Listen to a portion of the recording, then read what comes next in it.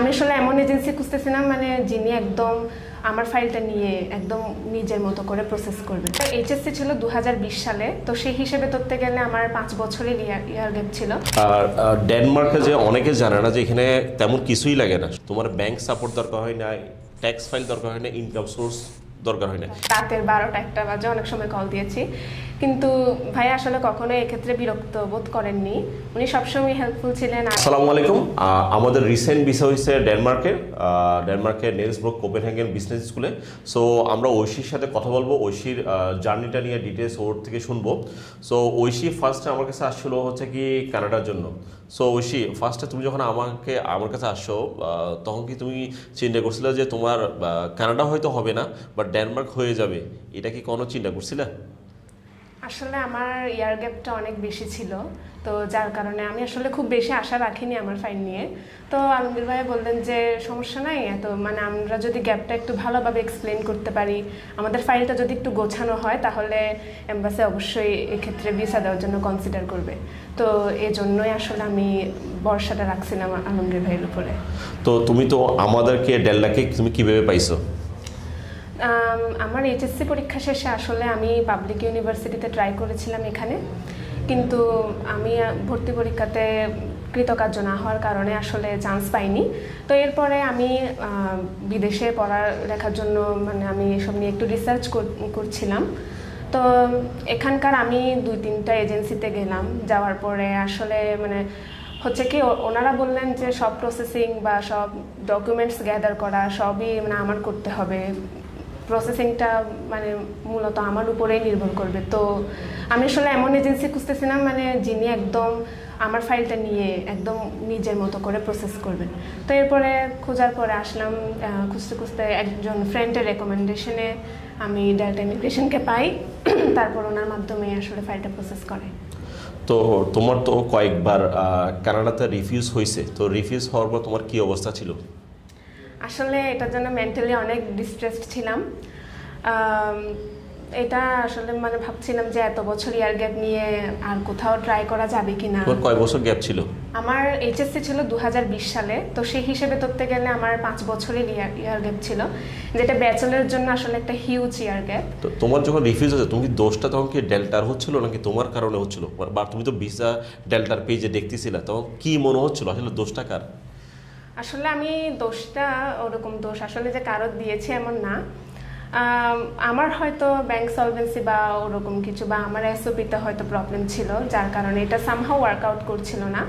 আর আমার ইয়ার গ্যাপটাও বেশি ছিল, আসলে মেইনলি আমি এই ব্যাপারটাকে কনসিডার করেছিলাম আমার ভিসা রিজেক্ট হওয়ার।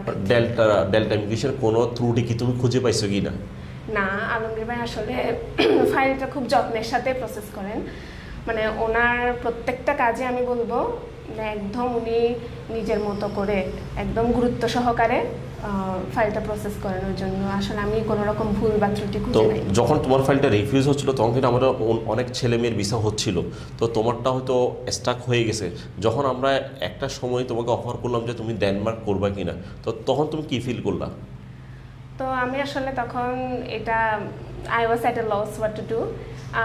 আমি অনেকটা এটা নিয়ে মানে সিদ্ধান্ত নিতে পারছিলাম না। তো শেষে অনেক ভাবনা চিন্তা করার পরে আর আলমগীর ভাইয়ের উপর একটা ভরসা ছিল, সেই হিসেবে বললাম let's give it a try, লাস্টবারের মতো হলেও একটা শেষ চেষ্টা করা যায়।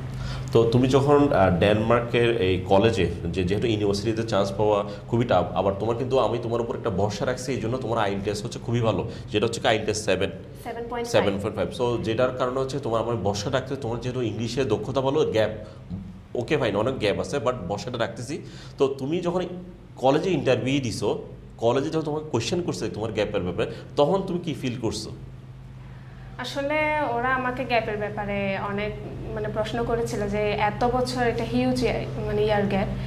তো আমি আলমগীর ভাইয়ের পরামর্শ মতো অনেক অনলাইন কোর্সও করেছিলাম, তো সেগুলোর ব্যাপারে বলেছিলাম। তারপরে আমার মানে আমি এখানে জব এক্সপ্লেনেশন খুঁজে ওরা চাইছিল, এক্সট্রা কারিকুলাম অ্যাক্টিভিটি, হ্যাঁ এগুলো চাইছিল। তো এগুলা আলমগীর ভাই আসলে সবই আমাকে আগে থেকেই বলেছিলেন, যার কারণে আমি মানে পুরোটা একটা গোছানো উত্তর ওনাদেরকে দিয়ে কনভিন্স করাতে পেরেছিলাম বলেই আমার অফার লেটারটা এসেছিল।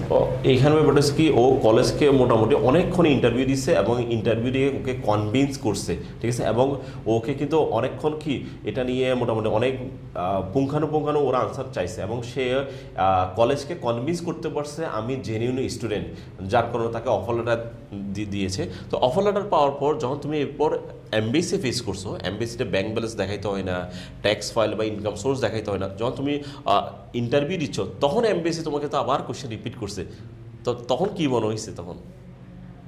আসলে এক্ষেত্রে এমবাসি আমাকে অনেক কোয়েশ্চেন করেছিলেন। ওনাদের মেইন ফোকাসটা ছিল যে আমি কানাডাতে আবার অ্যাপ্লাই করলাম না কেন।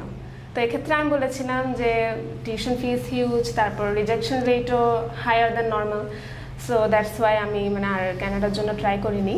তো আসলে এইসব উত্তর আমাকে আলমগীর ভাইয়া অনেক আগেই গুছিয়ে দিয়েছিলেন, তো যার কারণে আমি এগুলো জাস্ট মানে কয়েকবার প্র্যাকটিস করার পরেই ওনাদেরকে আসলে কনভিন্স করাতে পেরেছি আমার উত্তরের মাধ্যমে।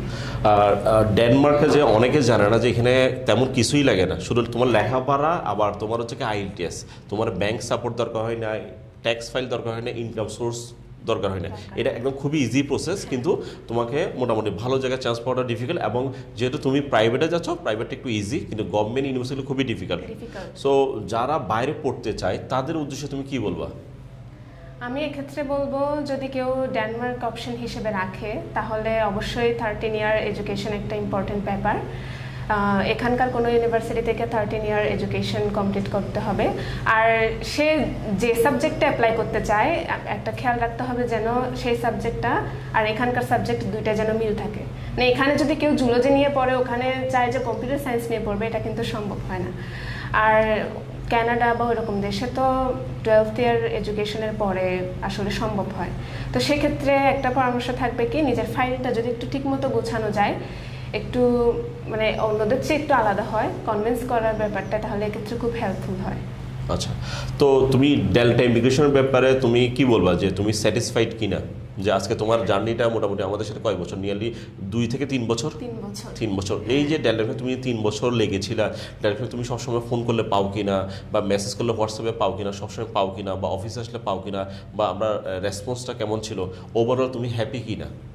এক্ষেত্রে একটা কথা বলবো, আমি আসলে ভাইয়াকে অনেক প্রচুর ডিস্টার্ব করেছি, মানে একদম রাতের 12টা 1টা বাজে অনেক সময় কল দিয়েছি, কিন্তু ভাইয়া আসলে কখনোই এক্ষেত্রে বিরক্ত বোধ করেননি, উনি সবসময় হেল্পফুল ছিলেন। আর আমি যে ব্যাপারে প্রশ্ন করি না কেন, এটা সিলি কোয়েশ্চেন হইলেও উনি সবসময় আসলে ধৈর্যের সাথে অ্যান্সারটা দেওয়ার চেষ্টা করেছেন। হ্যাঁ, অ্যাট এ টাইম হয়তো আমি যেহেতু অনেকবার চেষ্টা করার পরও হচ্ছে না বিষয়টা, হয়তো আমি কিছু ক্ষেত্রে আশাহত হয়েছিলাম, কিন্তু যে একেবারে এই ডেল্টা ইমিগ্রেশনের উপর আশা ছেড়ে দিয়েছিলাম এমন না। আশাটা রাখার ফলে হয়তো আমার শেষ জার্নিটা আসলে আজকে সফল হলো। আমরা এভাবে গত 10টা বছর বিভিন্ন ছেলেমেয়েদেরকে বিভিন্ন দেশে সার্ভ করে আসি, যদিও কানাডার সংখ্যাটা খুব বেশি, তবে বর্তমানে আমরা অন্যান্য দেশ নিয়ে কাজ শুরু করেছি। অলরেডি ইতিমধ্যে আমরা সাউথ কোরিয়ার অনেকগুলো ভিসা দেখিয়েছি, এই ডেনমার্কের ভিসা, এবং কিছুদিনের মধ্যে আমরা সাউথ কোরিয়ার আরও 3টা ভিসার প্রমাণ আপনাদের দেখাতে পারবো, এবং সাইপ্রাসও নিয়ারলি 10টা স্টুডেন্ট অফার লেটার পেয়েছে, এবং এদের ভিসা কপিগুলো ইনশাল্লাহ আমরা সামনে দেখাতে পারবো।